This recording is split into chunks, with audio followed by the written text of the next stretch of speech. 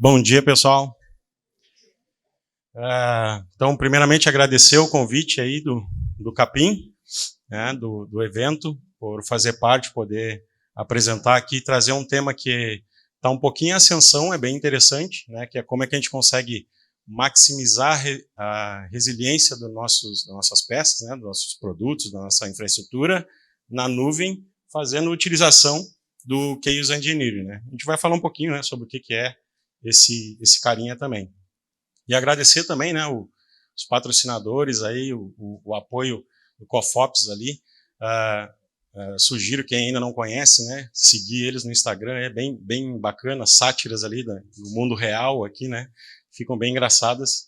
E aos patrocinadores, né, e inclusive estudei na Unisul, né, bem bacana o curso que eu acabei fazendo lá. Então, um pouquinho experiente, digamos assim, né, para não dizer velho. Entrei um pouquinho em depressão aqui nas duas primeiras palestras ali, né, lembrando das coisas que eu fazia lá atrás, né, com data center e antes mesmo ainda falando em infraestrutura. Eu fui desenvolvedor COBOL por 5 anos, uma linguagem aí que os dinossauros programavam, né, e me formei em análise de desenvolvimento de sistemas, fiz uma pós em segurança de informação na Unisul, e tenho um mestrado, né, em ciência da computação na área de estudos ali, que é IoT e sistemas distribuídos. Atualmente, né, sou plataforma engineer, trabalhei em várias empresas construindo ferramentas para observabilidade e algumas outras ferramentas para prover serviços e funcionalidades ou para o time de SRE ou para o time de desenvolvimento. E atualmente, né, trabalho no Banco Itaú, né, na squad de engineering de performance. Então é um assunto bem quente dentro da instituição e de várias outras instituições, né? Mais especificamente voltado dentro da plataforma do Pix, né? Inclusive ontem no Brasil ficou fora aí por causa do Banco Central e foi bem interessante os testes que a gente vem fazendo lá acabaram, né, o Itaú foi o primeiro que voltou assim que o Bacen restabeleceu os serviços, né? Então, o que a gente vai falar aqui? Alguns assuntos chaves, tá? Então, ali, os principais desafios dos sistemas distribuídos, tem que agradecer o Grau aqui pela excelente explanação dele dos desafios que nós temos nos sistemas distribuídos. Um pouquinho falar sobre o que é o Chaos, alguns tipos de ataques que nós temos, né, trabalhando com Chaos Engineering, uma introdução ao AWS Fault Injection Simulator, que é uma ferramenta de Chaos da própria AWS, algumas funcionalidades, casos de uso, e depois compartilhar um workshop com vocês ali. Então, vamos lá. Então, aqui é um diagrama, né, como o Grau já explicou na palestra dele, é extremamente complexo. Aqui é simplesmente analisando o ponto de infraestrutura, né, tá, vários componentes que o teu ambiente pode ter, né, sejam eles ali um application, um firewall, né, de camada de aplicação, um API Gateway, um Ingress, tu tem lá várias zonas de disponibilidade, vários nodos. Às vezes, as aplicações que estão rodando nesses caras conectam no sistema de mensageria, né? Por exemplo, aqui em filas SQS, fazem utilização de um Redis para cache, um Elastic Cache, fazem a utilização de um banco RDS, né? Ou Aurora, pode fazer, né, consumir ou salvar artefatos no S3, ou seja, é extremamente complexo, vários pontos que ficam um dependendo do outro, e a pergunta, né, que não quer calar lá é como é que a gente garante que todas essas peças estão em conformidade entre elas e estão respeitando os contratos entre as aplicações. Isso aqui é um assunto extremamente importante, né? Os contratos, às vezes tu tem aplicações que são distribuídas, que elas interagem, que uma depende do consumo de mensageria da outra, mas elas não têm contratos entre elas, então fica difícil tu validar isso também. E aí acaba sendo, entre aspas, fácil o processo de inserir testes no processo de desenvolvimento, porque a gente consegue colocar testes unitários, né, testes de unidade, para garantir uma determinada função específica da tua aplicação, consegue fazer testes de integração ali para te verificar determinados caminhos, determinados paths lá e validar se o resultado obtido nessa request condiz com aquilo que foi esperado, e também até mesmo testes end-to-end, né, que é quando tu executa uma jornada toda e ao final tu valida se todo aquele processo que foi executado condiz com aquilo que é esperado. O ponto-chave de qualquer tipo de testes desses três aqui é que todos eles verificam uma condição esperada. Ou seja, eu sei o que pode acontecer, eu sei o que vai acontecer, e eu preciso simplesmente validar isso. O detalhe é que, quando envolve muitos componentes, nós não temos como testar toda a infraestrutura.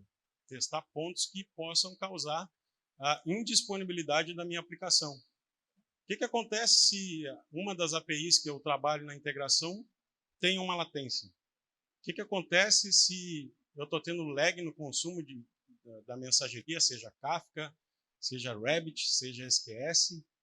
O que acontece? Então, são vários pontos e, com isso, os testes de engenharia do caos, eles visam garantir a resiliência dos componentes que fazem parte dessa jornada. E aí eu falo exatamente tudo aquilo que estava cobrindo aquele diagrama anterior. Tá? Então, são vários componentes, eu preciso testar tudo isso isoladamente. Uma das coisas que a gente sempre acaba perguntando, né? Por exemplo, quem é que é desenvolvedor aqui? Show. É uma das coisas que é comum, por exemplo, eu chegar numa reunião com o pessoal da arquitetura e eu perguntar, cara, nessa tua configuração atual, que tu tem desse teu cenário, com esses recursos, quais são os números máximos, né? Quais são o máximo de request que tu recebe nesse ambiente sem degradação? Ah, eu não sei. A partir de quantas requests nesse ambiente que está configurado aqui, a tua aplicação começa a entrar em estado de degradação. Ela ainda funciona, mas às vezes com lag, às vezes com a latência aumenta, né? Nesse ambiente aqui, qual é o máximo de request que ela entra em estado de falha? Ela para. Aí a pessoa não tem isso.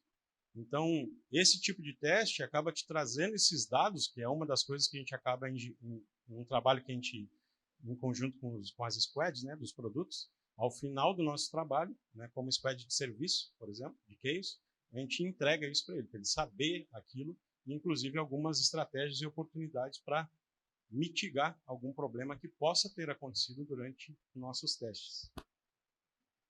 Antes de falar o que é engenharia do caos, a melhor coisa é o que não é. Né? Eu acho sensacional essa foto aqui até hoje. Ela representa muito bem, né, a engenharia do caos, que é realmente, né, tu inserir problemas, né, num ambiente, mas não de forma desorganizada. Não, eu sou engenheiro do caos, eu quero tacar o terror no ambiente, eu quero que o on-call fique louco, eu quero que o desenvolvedor se enlouqueça, eu quero que todo mundo fique... Não, não é assim, né? Então, engenharia do caos não é nada aleatório, não nada que deu na tua cabeça, deu uma loucura agora, a galera está lá fazendo um deploy, eu digo, eu vou reiniciar todos os nodos agora do meu cluster Kubernetes, porque eu quero ver o que vai acontecer na hora que o cara está aplicando o manifesto dele. E não é assim que funciona, né? Então, a engenharia do caos é outra coisa, ela nada mais é, né, do que uma abordagem que ela é sistemática, ela é organizada, ela é controlada, que visa simplesmente identificar, né, através de experimentos, oportunidades de melhoria e falhas que estejam acontecendo em nosso ambiente que a gente não consegue enxergar com nossos testes tradicionais. Testes de unidade, testes funcionais e testes end-to-end.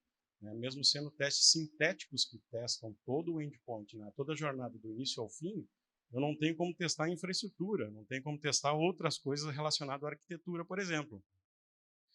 Às vezes, com o próprio teste de Chaos, tu chega lá e identifica que a arquitetura que está sendo utilizada não é adequada para aquele projeto.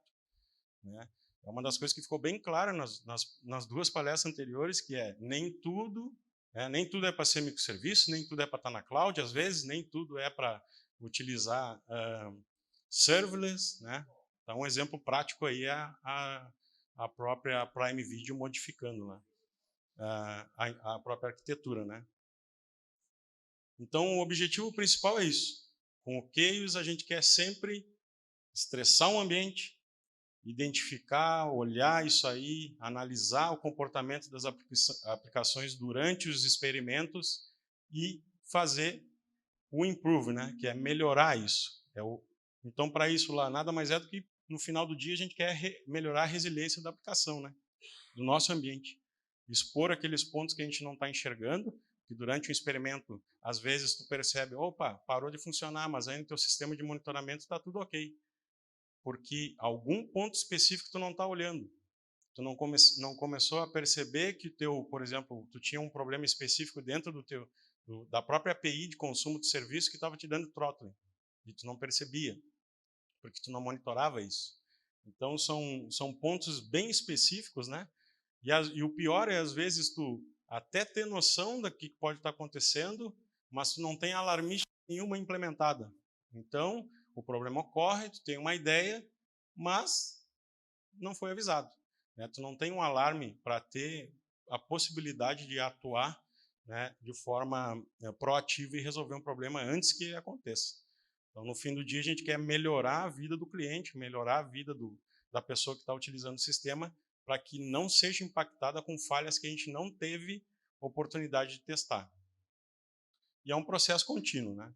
Ele é um processo contínuo que, basicamente, ele vai sempre ser um PDCA da vida, que ele vai iniciar no estado que o sistema está ok, está funcional, está em execução. A gente chama, basicamente, a equipe de desenvolvimento, de arquitetura, entende essa arquitetura, conversa com eles, entende o que eles usaram, por que eles usaram, né? Vê os diagramas deles, eles mostram, explicam como o sistema funciona, qual a funcionalidade daquilo. A gente, baseado nisso, elabora experimentos, hipóteses, né? Ou seja, digamos que é uma aplicação específica lá que utiliza a mensageria do Kafka rodando em tasks do ECS. Aí eu vou pegar e vou dizer, opa, beleza, então eu posso sugerir, é uma hipótese, ó, eu acredito que se eu começar a reiniciar aleatoriamente as tuas tasks do ECS, vai impactar em latência na tua aplicação e vai gerar rebalance no Kafka. Vai gerar uma indisponibilidade, não indisponibilidade, mas vai gerar um problema de saúde no Kafka. Isso é uma hipótese. Aí eu rodo essa hipótese, rodo o experimento e valido isso. Através do monitoramento, fico analisando e vendo lá se, opa, realmente aconteceu aquilo. Ah, aconteceu uma outra coisa que eu peguei no log e não tem no observability, não gerou alerta. Então é uma outra oportunidade. Né? O que eu posso fazer para melhorar isso? Aí vem lá na questão de, né, tem a verificação e a melhoria contínua, né? Que aí é gerar as oportunidades de melhoria, endereçar ela para as pessoas corretas dentro dos times e elas entram, né, planejam entre elas na planning e criam as tasks lá e acabam implementando. Ao final daquele problema que foi sanado, resolvido, o que a gente faz? Geralmente a gente reexecuta a mesma hipótese para ver se a aplicação vai ter o mesmo comportamento ou se o cenário mudou, né? Então, basicamente, isso aqui é eterno, né? A gente vai rodando em várias peças, em vários componentes, em vários objetos ali dentro do nosso ambiente. Não vou entrar em detalhes aqui, que mais é só para explicar para vocês alguns tipos de ataque, né? Basicamente, eles são segmentados em três pilares, né? Que são os recursos, né? Que a gente entra CPU, memória, disco, que são estresse, né?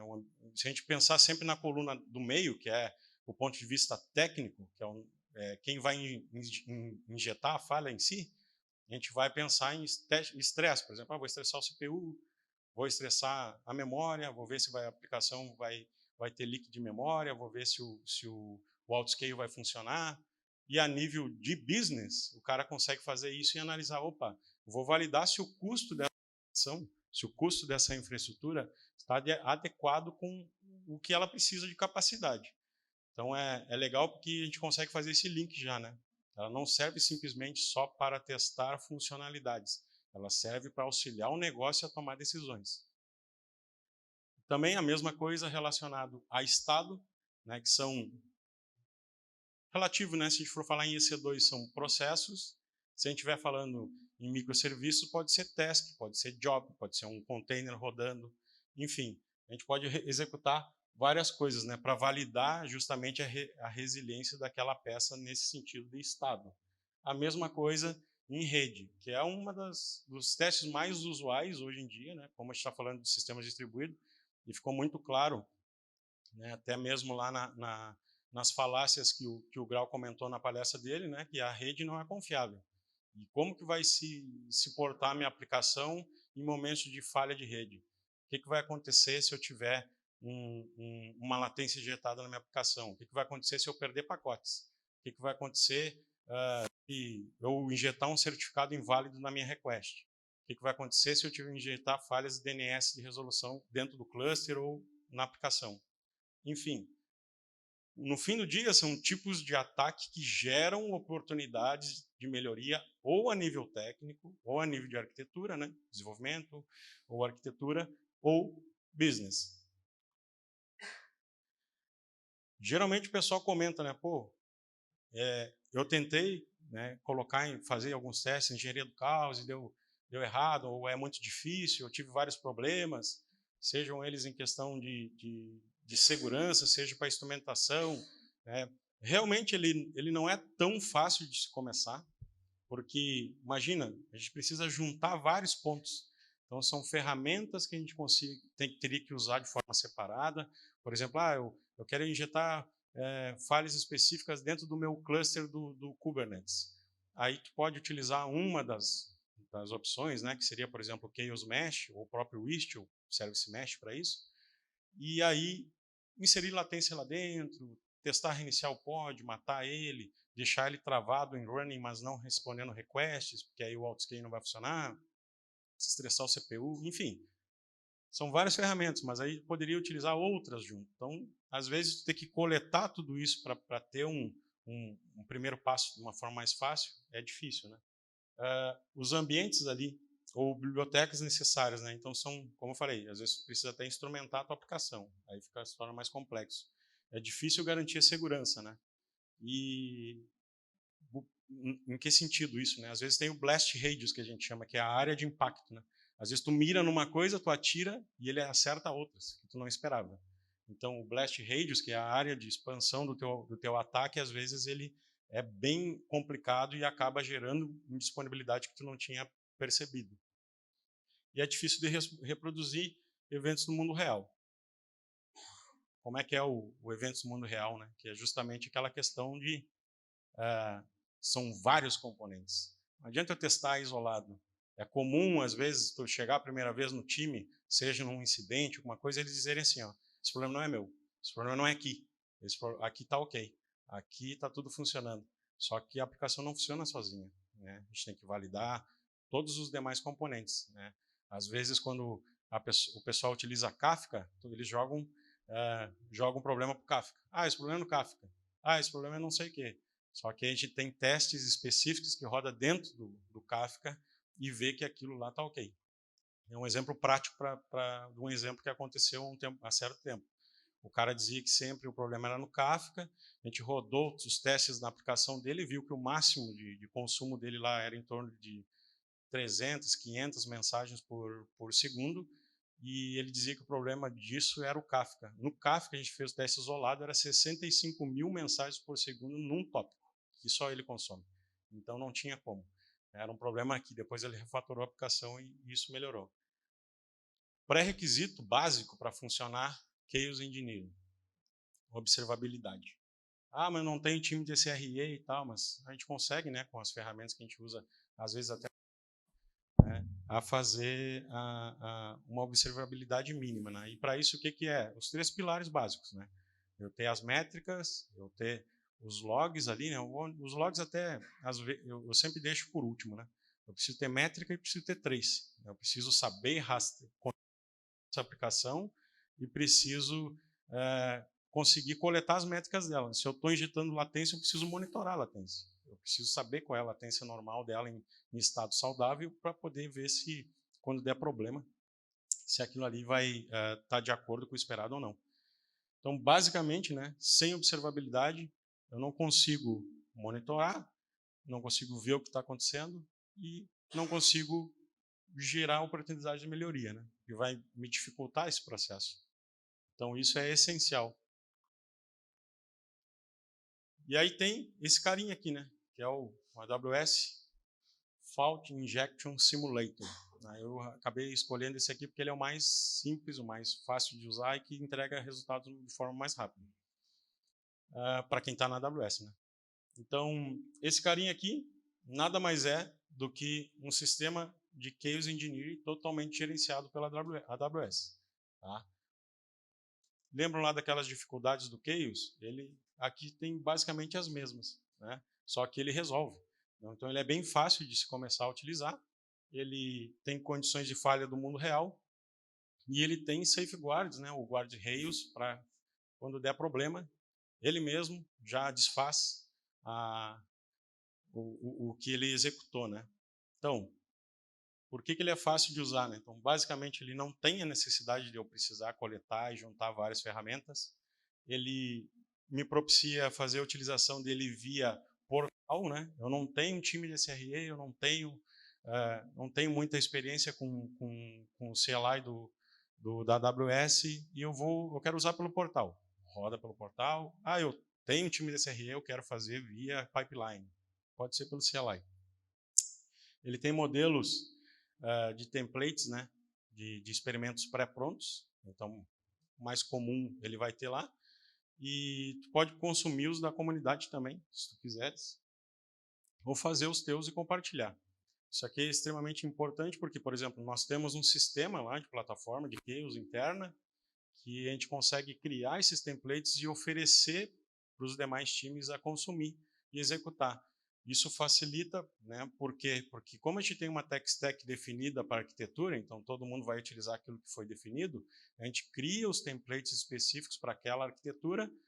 Eu vou testar o SQS, quem usa SQS? Eu testo Kafka, testo várias coisas. Ele consegue criar esses templates e ele só consome via interface gráfica, né, do nosso sistema lá para Chaos, mas também pode ser feito via pipeline.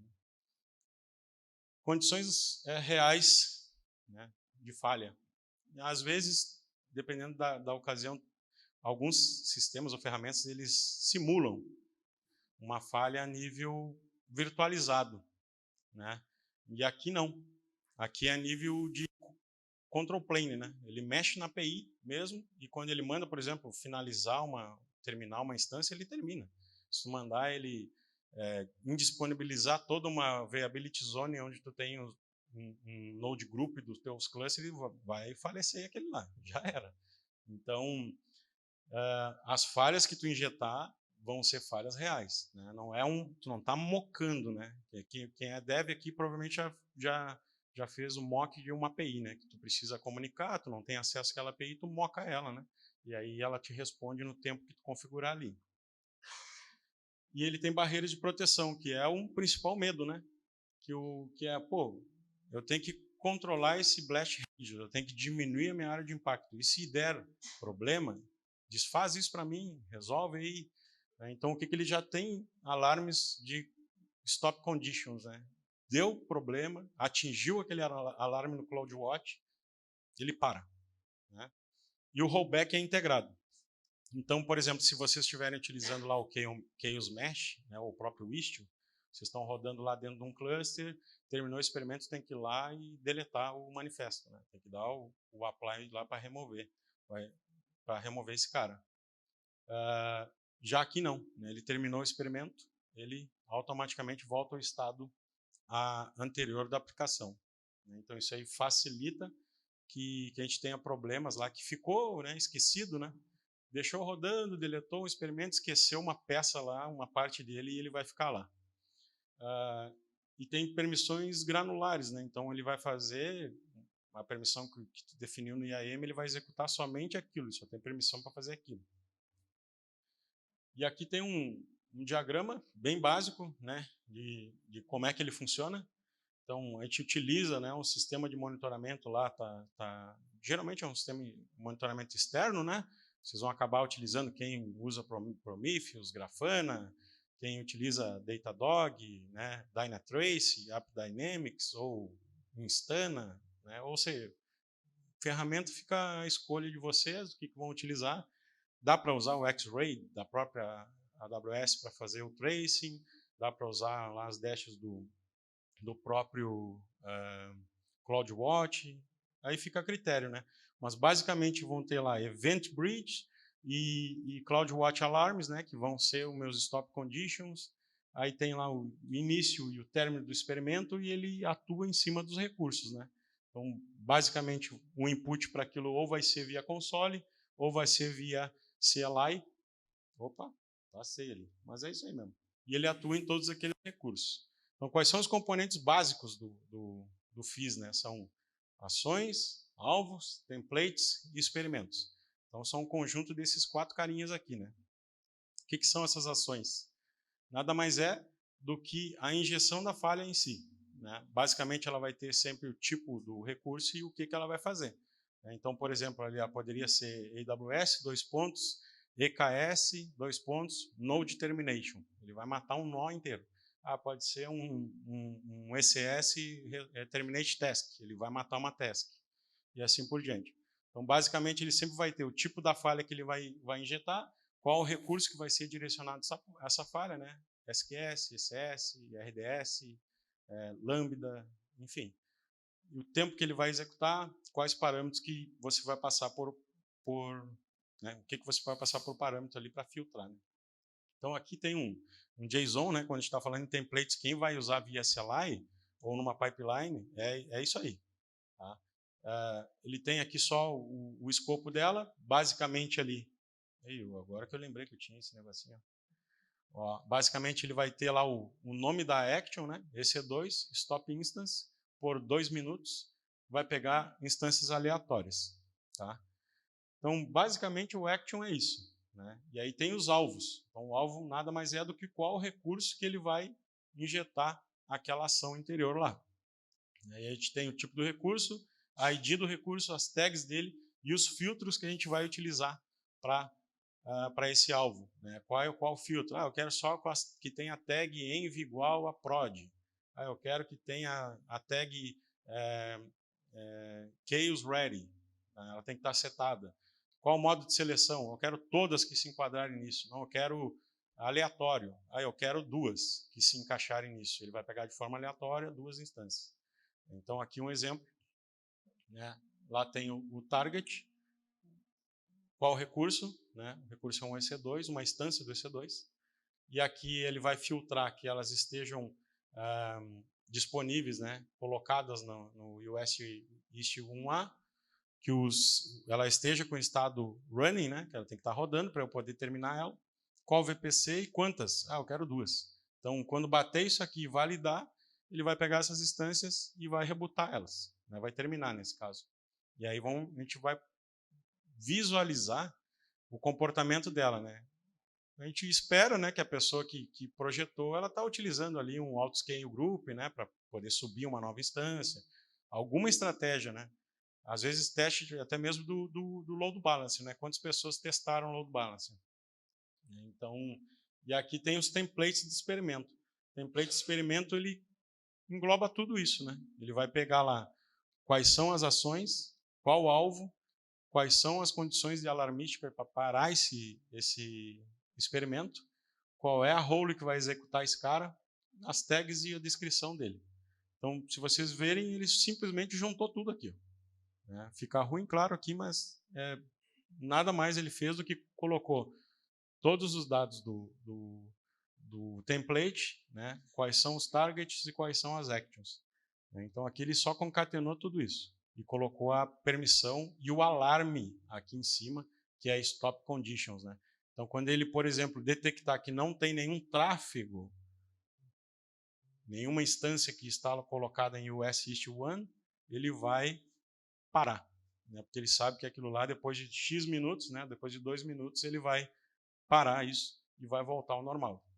Vai ligar novamente as instâncias.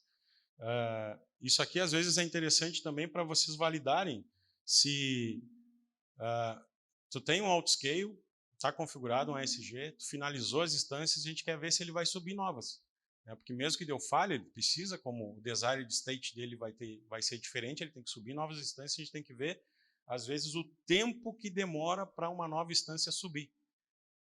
Por que isso? para a gente poder configurar o load balance de uma forma adequada. Aí a gente volta àquele primeiro slide lá que falava de testes, né?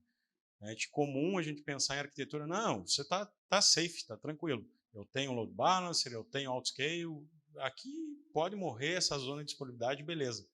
Aí quando tu vê, a mesma coisa que acontece dentro do Kubernetes, o cara deployou lá a aplicação manifesto dele e não tem os health checks, né, digamos lá, para ver se ela está ready, para ver se ela está disponível, né? Se ela está readiness, se ela está ready, se ela está liveness, ou seja, são o mesmo conceito, só que aplicado em infraestrutura aqui.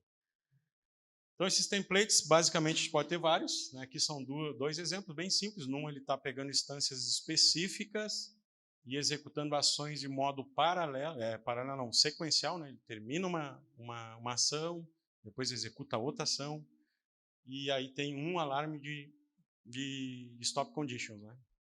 E aqui, nesse outro template, ele tem vários targets aleatórios que tem uma tag chaos ready e vai executar duas ações em forma paralela, ou seja, eu quero testar, no mesmo momento, eu quero matar minhas tasks do ECS, ou quero matar meus containers do EKS e quero dar problema no meu banco. Quero mudar a instância de writer, de reader para writer, né, para testar o failback lá, failover.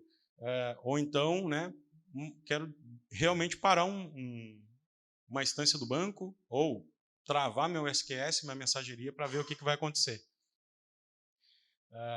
Eu sempre estou falando em SQS, tal, porque a gente está falando de AWS, né? Mas quem usa Rabbit e tal, mas aí, obviamente, ou vai usar um Rabbit externo, né? Ou espero que ninguém use aí dentro do VM, dentro de uma EC2 lá na AWS. Mais questão de performance. E aí tem os experimentos. Um experimento nada mais é do que a execução de um template, né? Ele vai pegar aquele template e vai executar isso.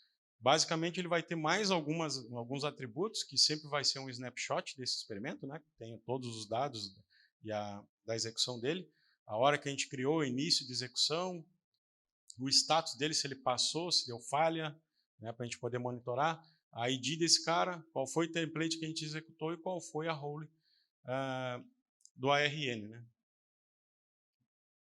Quais são alguns tipos aqui de injeção de falhas que nós temos, tá? Injeção de erros lá em servidor, rebootar, parar instâncias, botar throttling API da própria AWS, aumento, né, de carga de CPU e memória em EC2, em ECS, no próprio EKS também. Posso terminar nós, né, do EKS, posso matar tasks, então, posso injetar latência, posso ter problemas ali relacionados a banco, né? Parar um RDS, um Aurora, enfim, rebootar, testar o failover do RDS, interrupções de rede, né? Como eu falei, vamos matar uma zona de disponibilidade, vamos ver o que vai acontecer dentro do cluster, vamos ver o que vai acontecer em outras aplicações. Tu tem lá um PBD configurado, vamos ver como é que isso vai funcionar. Ou seja, são vários pontos que vocês já conseguem, acredito, perceber que a gente pode fazer testes totalmente funcionais, né, testando realmente a arquitetura como um todo, né, e não só esperando condições que a gente sabe qual é o resultado. Esse é o principal diferencial. O resultado em si é incerto. A gente tem uma hipótese. Ele pode ou não acontecer. E como é que a gente usa isso? Tá? Você pode utilizar ele em experimento único, que eu acredito que é a melhor forma para começar, né, que é justamente pensar nisso, né? Tipo, pô, eu tenho minha aplicação, ela está só se comunicando com um RDS, tá? Beleza, nada mais do que isso. Vamos testar então o que vai acontecer nela, vamos fazer um teste de carga nela, envia lá cargas lá, ou com K6 para carga, ou, né, outra ferramenta que vocês tenham, até mesmo um JMeter da vida, ou outra coisa, né, que faça sentido para a aplicação de vocês. Vai lá, gera carga, fica observando e reinicia e faz um experimento lá para testar o failover do RDS. Vamos ver como é que vai se comportar. Aí vocês analisam e testam, né? Tipo, eu acho que se eu fizer tal coisa, pode melhorar isso, né? Então, se a gente está falando de reader, somente leitura, às vezes você consegue deixar isso bem tranquilo, né? Consome do cache e tal, não sei o quê. Pega da instância que já é leitura por padrão. O problema, às vezes, é fazer o write, né? Se tem uma instância que está somente leitura e outra para gravação. Então, mas, enfim, pode ser únicos, pode ser periódicos, né? Pode deixar agendado isso para ser executado. Né? Um exemplo que a gente tem é justamente essa questão. Se tu executou um teste específico numa característica da aplicação, por exemplo, que só tem tráfego na madrugada, às vezes a gente não vai ficar lá para executar, né? Quando é crítico, sim. Mas às vezes ele executa e a gente analisa esses dados no outro dia. Ou até mesmo quando tu tem uma tag específica que diz, quando tiver uma tag X lá, que quer dizer que teve uma melhoria, executa o teste no número que tem lá no valor dessa tag. Aí ele vai executar o mesmo experimento para verificar, né, se aquilo mudou ou não. E aí tem experimentos automatizados, né, que nada mais são do que os agendados por eventos, né, que seja lá ou por uma pipeline, um webhook, alguma coisa nesse sentido, ou quando tem um CI, né? Às vezes tu quer simplesmente isso aqui é bacana só pelo sentido de vocês poderem criar quality gate para esse tipo de teste também. Por exemplo, antes a minha latência, a minha performance era X. Quanto será que está na nova versão da que eu fiz deploy agora? Óbvio que a gente nunca vai estressar o ambiente, né? Como a ideia aqui é tirar quality gate disso, tu pode, dependendo da aplicação, fazer testes dentro da própria pipeline, né? Às vezes até mesmo o K6 faz isso, mas às vezes é complexo para subir o ambiente. E isso tu pode fazer em outros, né? Tu vai fazendo, talvez até nem em produção, se tu não quiser. Pode começar fazendo nos ambientes de homologação, porque a gente já vai ver ali se tu teve menos oportunidades ou mais de acordo com a versão que tu fez o release, né? Então é bem interessante para começar a dar essa visão aí de quality gate das aplicações. Aqui, estou até compartilhando aqui para vocês esse link, ó.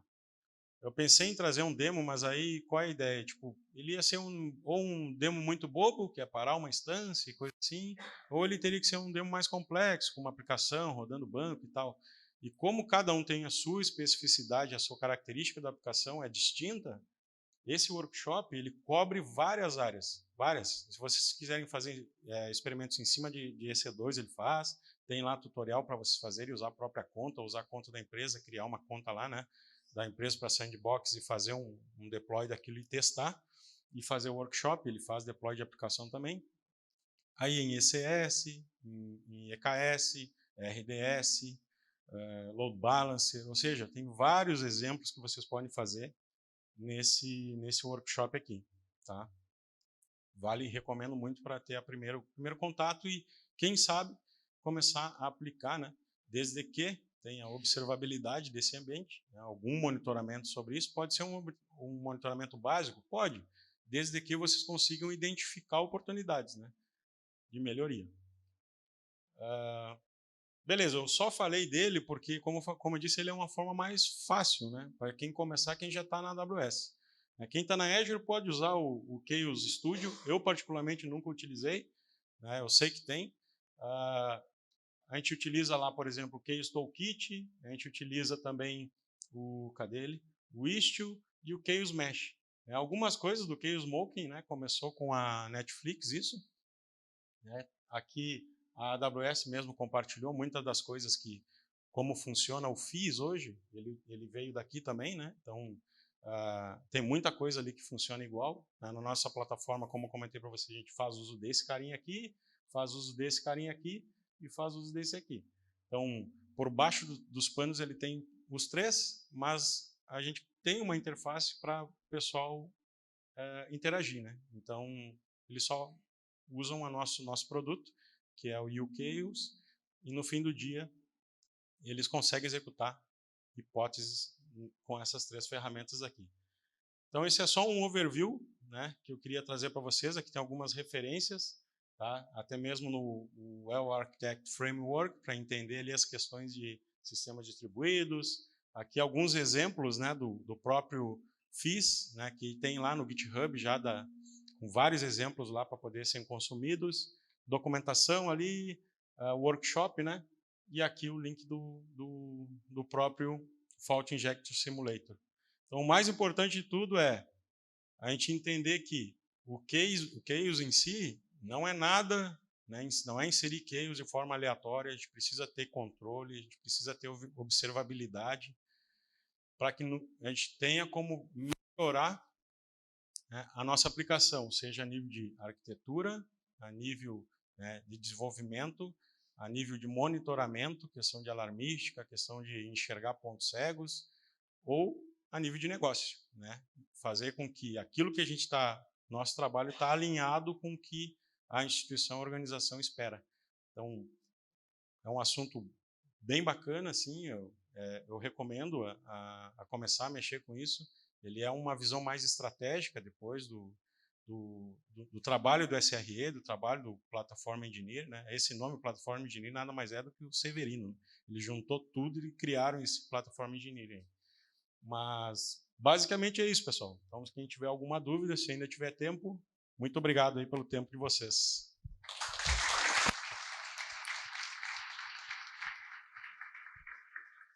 Aula. Só queria começar. Não tem como trocar isso tudo pelo Apache JMeter? Meu Deus do céu, cara. Aí sim, né? Achei muito complexo. Rodando numa pipe do que tu é apaixonado. A melhor ferramenta de CI que tu gosta. Jenkins. Jenkins. Pessoal, rodadinha de perguntas agora para a gente ir para a última palestra antes da boia. Opa, parabéns pela palestra aí.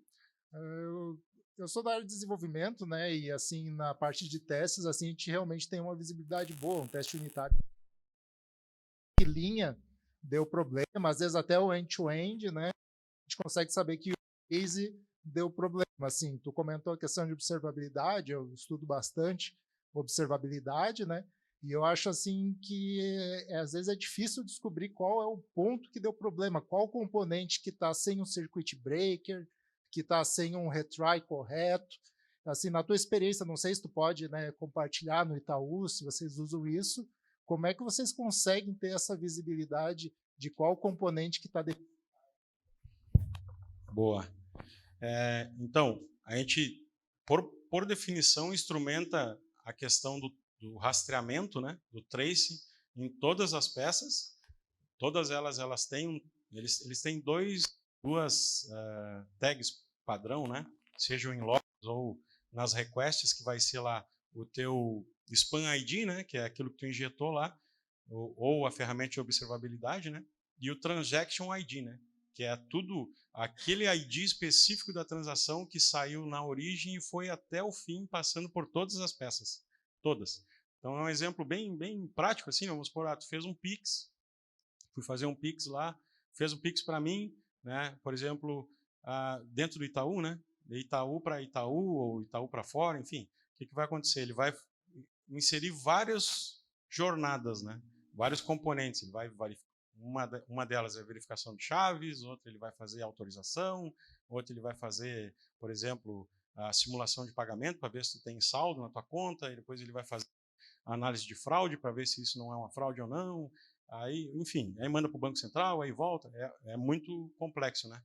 Mas com esse código que ele injeta em todos os passos, através da nossa ferramenta lá, a gente consegue fazer o trace disso. Então, eu consigo ver, por causa dessa Transaction ID, se ela foi no SQS, quanto tempo ela ficou lá dentro, quem consumiu aquela mensagem, quanto tempo levou.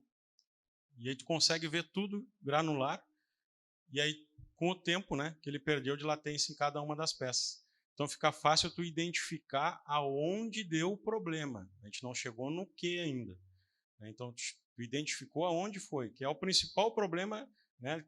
Lembra lá quando, tipo, bem atrás lá, quando a gente era sysadmin padrão lá, né, que dava problema na rede, a gente não tinha monitoramento, tinha que levantar da cadeira e ir atrás, né? Não, nesse ponto a gente já sabe onde é o problema. Eu só preciso identificar o que aconteceu. E como a gente tem essa transação dentro do log também, aí tem a ideia de correlacionamento, né? Então eu consigo identificar exatamente os logs relacionados àquela request naquele ponto. Então, eu consigo identificar isso de forma muito, muito rápida, assim, o que aconteceu, né, seja problema... às vezes tu tomou um 429, vamos supor. Tomou um too many requests lá, num determinado endpoint. Aí tu já consegue identificar ali, na hora, no log, né? Então, o mais importante é ele correlacionar tudo isso. Tu consegue fazer isso com as ferramentas open source, né? Até do próprio stack do Grafana faz, ou até o LK faz, mas aí tem, o que tem isso é o pago, né? Também mas, enfim, tem aí Datadog e tal, né? Consegue enxergar tudo isso através do trace. Por isso que o tracing é praticamente essencial para melhorar, né, digamos assim, a tua identificação de falhas.